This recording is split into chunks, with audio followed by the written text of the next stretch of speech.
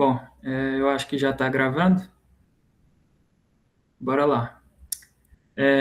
Então, aqui a gente está aqui hoje para apresentar o trabalho da disciplina de avaliações e perícias em ciências agrárias, né? O tema desse trabalho era escolher uma possível área de atuação na área de avaliação para os agrônomos ou engenheiros agrícolas, no caso do meu colega Edson. Essa apresentação vai ser conduzida por mim, Lucas Leite, do OER, e pelo meu colega Edson, da Engenharia Agrícola. Bom, está aqui o nosso índice, né, os tópicos que a gente vai abordar acerca dessa avaliação. Eu esqueci até de falar, mas a gente ficou com o tema avaliação de imóveis rurais, né? Vou começar com a introdução, logo em seguida, qual que é o objetivo dessa avaliação, dessas avaliações, os impactos delas em alguns segmentos e algumas áreas do mercado, as metodologias que existem para que possa ser feita essa avaliação, os desafios, né? Igual toda e qualquer atividade que a gente desempenhe, vão ser encontrados desafios. Trazer um estudo de caso acerca desse tópico, falar um pouco das tendências nesse segmento, e a gente termina com a conclusão e logo em seguida traz as referências, né, que a gente utilizou para realizar nosso trabalho. Então, começando com a introdução, o que é a avaliação de imóveis rurais, né? Para que se dá essa avaliação, em qual contexto e para quem? Essa avaliação ela pode surgir de uma demanda do produtor, de instituições financeiras, né, de investidores, né, e ela vem para oferecer uma base sólida para, enfim, financiamentos, negociações e estratégias de desenvolvimento agrário, né. E ela considera uma ampla gama de fatores. A avaliação ela não é simplesmente chegar em uma propriedade rural, mensurar a área lá, enfim, deu tantos hectares, e pegar uma tabela pronta, com base em dados prontos, valor de hectare, extrapolar isso para a área medida e inferir um valor para a propriedade. Não. Ela considera diversos fatores além desses, né? Então, vai desde características do solo a potenciais produtivos e os aspectos ambientais da propriedade também, que, de acordo com passado o tempo, se tornam mais cruciais, né? Hoje se fala muito de sustentabilidade, a gente tem uma legislação muito rígida nesse sentido, e somente por meio da avaliação bem feita e feita por profissionais capacitados, que a gente consegue ter aí dados mais assertivos e um funcionamento melhor desse mercado e desse segmento. Por que é uma área interessante para o agrônomo, né? Porque se a gente for pensar bem, pegar anúncios aí de plataforma como a LX ou de mercado qualquer que anuncia imóveis rurais, geralmente esse é feito por corretores, né? Que lá no final coloca o número do CRESSE, né? Que é o conselho lá dos corretores imobiliários. Só que é uma junção. Às vezes o corretor tem expertise no mercado, em valores, conhecimento, ele traz uma bagagem, mas não consegue somar isso, né? Fatores atribuídos à propriedade e à atividade rural em si. Isso aí serve somente para o mercado privado, quem vai vender para um terceiro. Quando se pega aspectos institucionais do governo e etc., já não é uma pessoa capacitada mais. Aí que entra o agrônomo, o engenheiro agrícola, né, que se capacitou e fez o que é necessário para trabalhar nessa profissão. Que aí, além da expertise no segmento rural, ele também soma nessa questão de imobiliária, vendas e etc. Quais são os objetivos, então, da avaliação de imóveis rurais? Então, aqui a gente traz o principal objetivo, negociação e transações, né? Igual eu falei, no regime capitalista, tudo gira em torno do valor, do dinheiro. E para que essas negociações e transações possam ser feitas, a gente precisa de um valor para começar a negociar e um valor para que possa ser feita a transação, a troca de proprietário, etc., né? Então, essa avaliação ela vai servir de base para compra, venda ou arrendamento, que entra lá em negociações e transações, né? Por isso que ela é feita. É utilizada também para financiamentos e investimentos. O banco ele precisa de uma métrica, igual em imóveis urbanos, a gente hipoteca a casa, né? Vem um avaliador do banco, avalia o valor de mercado daquela casa para a gente hipotecar, dar ela como segurança em um financiamento. Na propriedade rural é a mesma coisa, aí que entra o papel do avaliador de imóveis rurais. né, extrapolar um valor ali para aquela propriedade para que possa ser possível, né, angariar recursos aí de instituições financeiras, como financiamento ou investimento de algum grupo privado. Vai facilitar a concessão de crédito, né, de financiamentos, conforme eu tinha dito, garantindo que o imóvel seja avaliado de forma segura e confiável, porque esse é o aspecto mais importante, né? Essa avaliação ela tem que ser assertiva, ela não pode ser feita de qualquer forma. Conforme a gente viu lá na introdução, são diversos aspectos que são levados em consideração. É utilizada também na regularização fundiária, a gente vai falar um pouco mais à frente sobre isso. Auxilia na definição dos limites de propriedade na sucessão patrimonial. O que seria a definição desses limites? Limites de atividades podem ser desenvolvidas ali, não é limite territorial, não é cerca extrema, mas limites de atividade podem ser desenvolvidas ali, potencial produtivo, né, avaliar de fato, em termos monetários, o que essa propriedade pode trazer. E vai ser utilizado na sucessão, né, de pai para filho, de uma pessoa para outra, esses dados vão ser utilizados ali para conseguir balancear as coisas e entender o que pode dar certo daquele lugar. Planejamento em desenvolvimento, é bom sempre ter em mente o valor daquilo que a gente tem em mãos, o valor daquilo que a gente possui, para poder pensar em projetos futuros, e orienta estratégias de uso e desenvolvimento, maximizando o potencial produtivo e a sustentabilidade do imóvel. Então, esses são alguns dos objetivos aí da avaliação. E ela tem impactos, conforme a gente falou lá no índice, tem impactos essa avaliação. Tem impactos econômicos e ambientais. No sentido econômico, ela vai atrair investidores, né, que buscam oportunidades nesse setor. A partir do momento que a gente tem um barema para fazer essas avaliações e ficam justos, né, é viável se obter lucro, é uma coisa assim feita da forma correta, pessoas vão querer investir dinheiro ali a fim, né, de obter uma renda, obter lucro daquilo. Promove a preservação ambiental também, né, que identifica a área com restrição para potencial uso. Então, quando você avalia, além de falar o que pode ser feito, tu também fala o que não pode ser feito. Porque, como qualquer atividade, tu vai ter vantagens e desvantagens, né? Toda atividade tem limitações em algum sentido. E a atividade agrícola, mais ainda. E aumenta a segurança das transações, né? Evitando litígios e conflitos fundiários.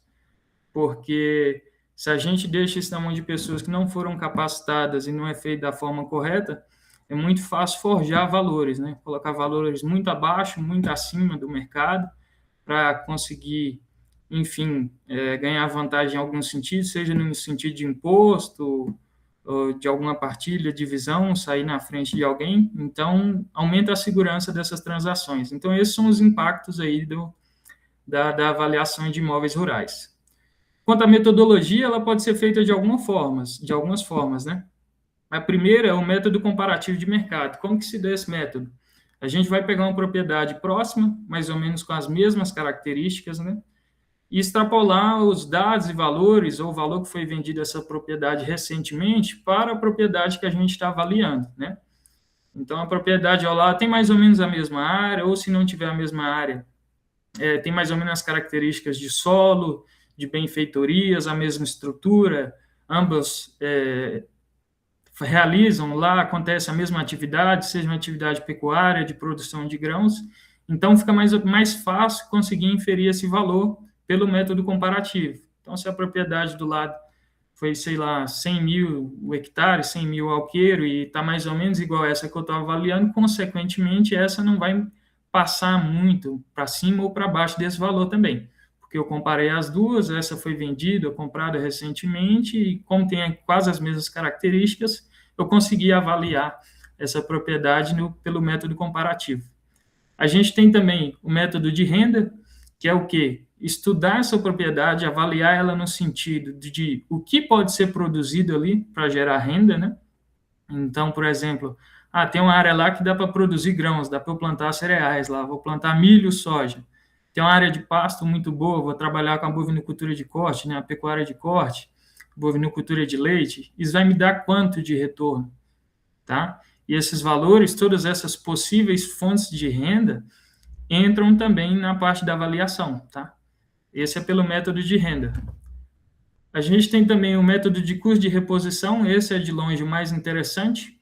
como que ele se dá? Você não tem propriedade ao lado para cruzar dados, nada parecido com a sua, não dá para pensar no que dá para produzir ali, você não consegue utilizar os métodos anteriores, pensa da seguinte forma, tudo que tem de benfeitoria na propriedade, barracões, casa, etc., curral, cercas, pasto, tudo que foi gasto ali, faz uma conta do quanto que seria gasto para colocar nesse estado hoje, para construir tudo do zero.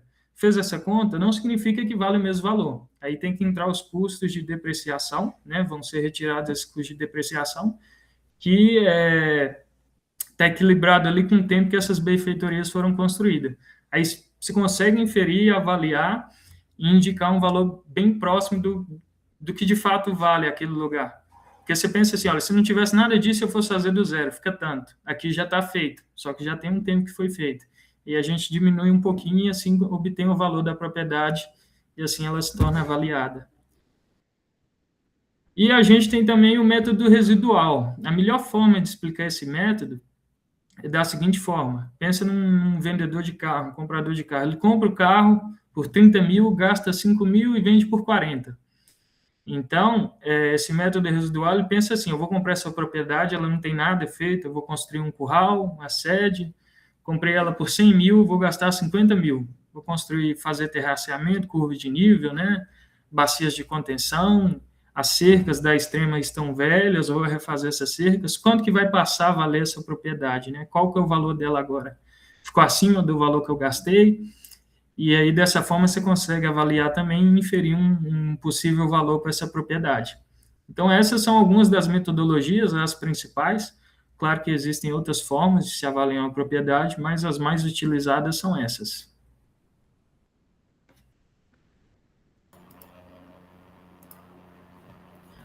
Bom, eu sou Edson, como o Lucas me apresentou no início, e eu vou estar falando um pouquinho agora dos desafios encontrados, né, na prática de avaliação de um imóvel rural, porque, assim como ele falou também, todas as atividades que a gente vai estar realizando, elas têm alguns empecilhos, e a gente destacou aqui 4 dos principais desafios encontrados no processo de avaliação de um imóvel rural.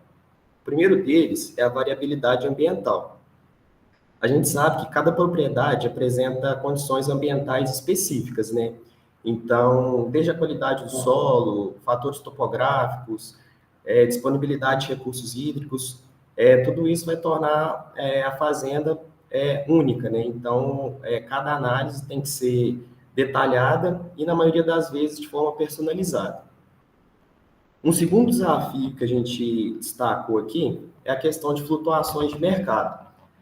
São fatores que não estão no controle do produtor, como fatores econômicos, políticos, climáticos, que são fatores que podem causar uma certa variância no valor das propriedades rurais.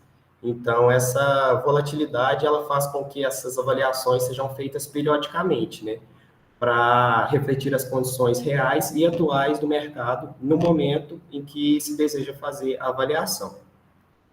Um terceiro desafio que a gente encontrou pode passar, Lucas, o slide?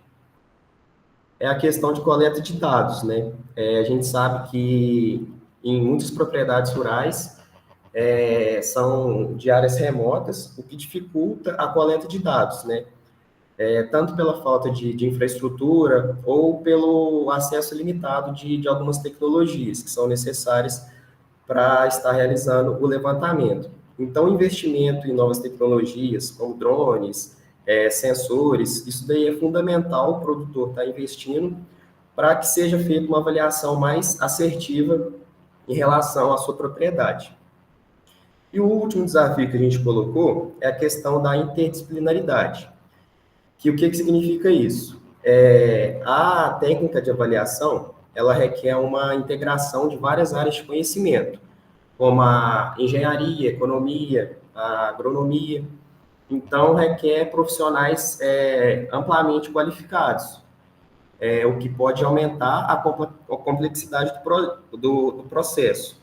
Mas, em contrapartida, isso é um fator positivo, porque essa escolha por profissionais qualificados vai proporcionar uma avaliação mais assertiva em relação ao valor da propriedade. Agora a gente trouxe aqui alguns estudos de caso, que até o Lucas falou uma introduzida ali nos objetivos de uma avaliação, só que a gente resolveu trazer alguns exemplos mais práticos para ficar bem entendido de como é essa avaliação na realidade. Primeira questão é a avaliação para financiamento agrícola. Como que funcionaria isso na realidade? Um banco, por exemplo, ele contrataria um avaliador e para a questão de financiamento agrícola.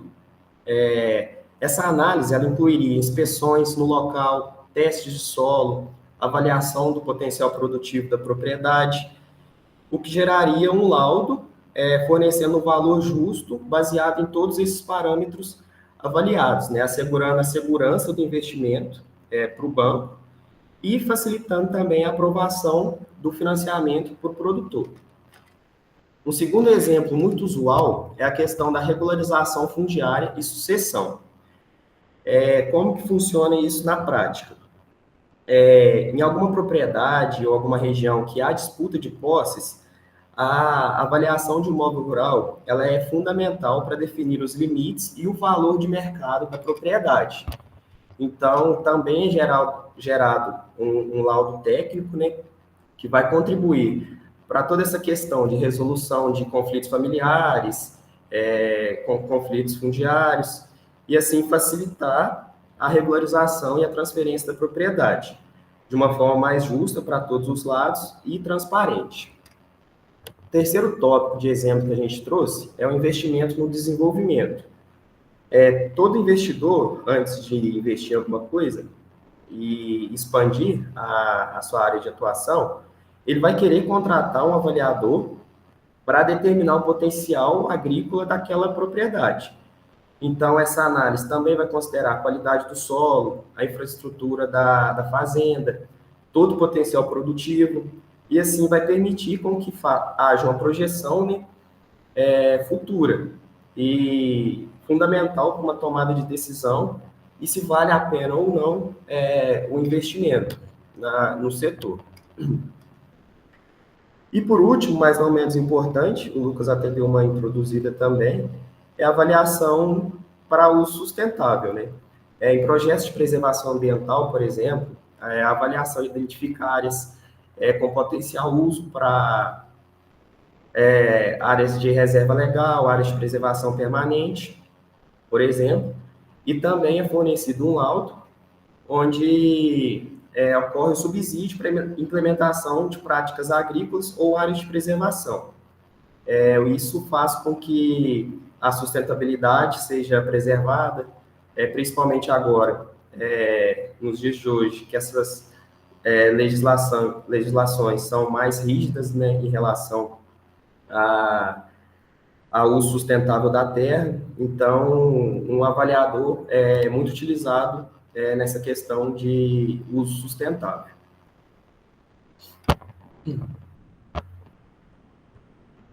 Um outro tópico que a gente resolveu trazer aqui também é a questão de inovações tecnológicas futuras, que podem ser utilizados na área de avaliações dos imóveis rurais.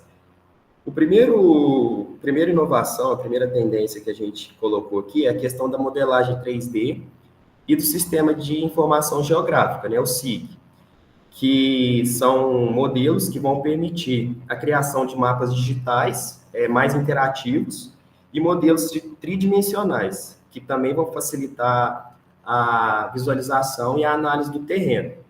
Então, isso vai fazer com que a avaliação seja mais precisa e mais detalhada. O segundo tópico que a gente colocou para uma inovação na área é a questão da automação e inteligência artificial.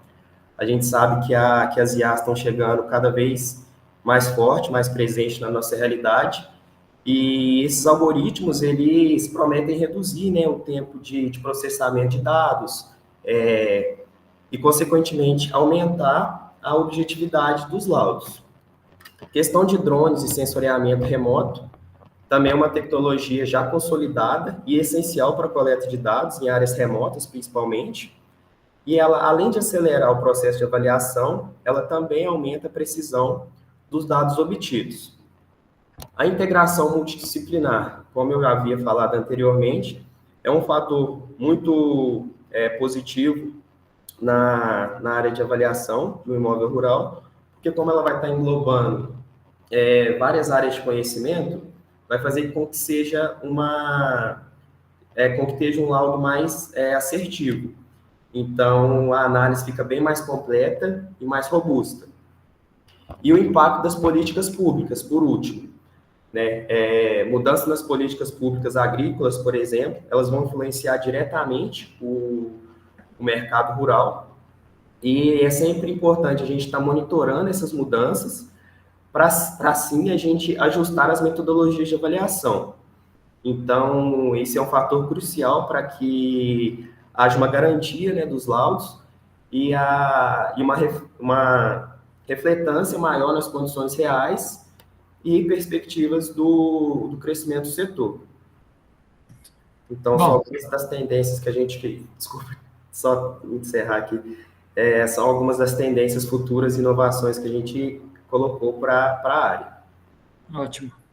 Então, para concluir a nossa apresentação, o tempinho está curto, como esse vídeo vai para o YouTube, a gente optou por trazer uma apresentação mais simples, sem um conteúdo muito técnico, com normativas, como que se dá na prática, né, esse sistema de conselhos das pessoas que atuam nessa área de avaliação, como que se dá a questão de cursos, legislação, a gente quis passar um pouquinho mais por cima para dar uma ideia de fato do que é primeiro a avaliação, como que ela é feita, né? Quais são as metodologias e qual a importância dela e quais são os resultados também. E agora, no final, o Edson falou um pouco dos desafios, né? Trouxe alguns estudos de caso e tendências para o futuro. A gente está em constante desenvolvimento, então as coisas mudam com o tempo. Então, é crucial a avaliação de imóveis rurais, né, que fala para a tomada de decisão estratégica no setor agrário.